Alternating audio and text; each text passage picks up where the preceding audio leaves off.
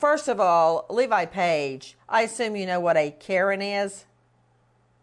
Yes, a derogatory term for a middle-aged woman that complains a lot. Well, a middle-aged woman that complains, period. And I believe it's based largely in women that complain for no reason.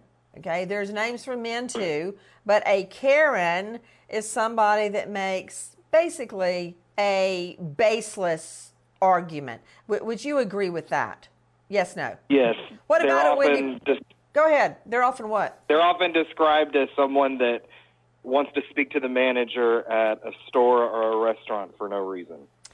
Yes, right. Okay, that's a good example. Wendy Patrick, California prosecutor, host of Live with Dr. Wendy, KCBQ. Wendy, now when you call somebody a Karen, it's derogatory. That's an insult. But I can tell you this much, I'd be doing a whole lot more. If some, well, I called him a jackass earlier, but if some brat was driving 100 mph in our neighborhood and I caught him, yeah, I'd be doing a lot more than complaining. You know that's right. So calling this woman, Mrs. Durham, a Karen is just really adding salt, rubbing salt in the wound.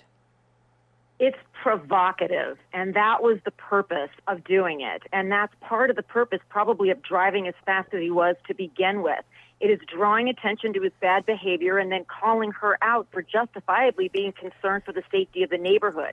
And you bet that's going to be relevant in terms of judging what kind of a person this is.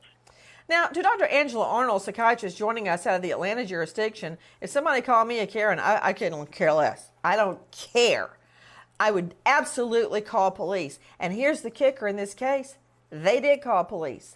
But they were told because of COVID, there was not a whole lot the courts could do about it. So, Angela Arnold, it's a real insult when this 18-year-old calls Miss Durham a Karen because she didn't like him driving 100 mph.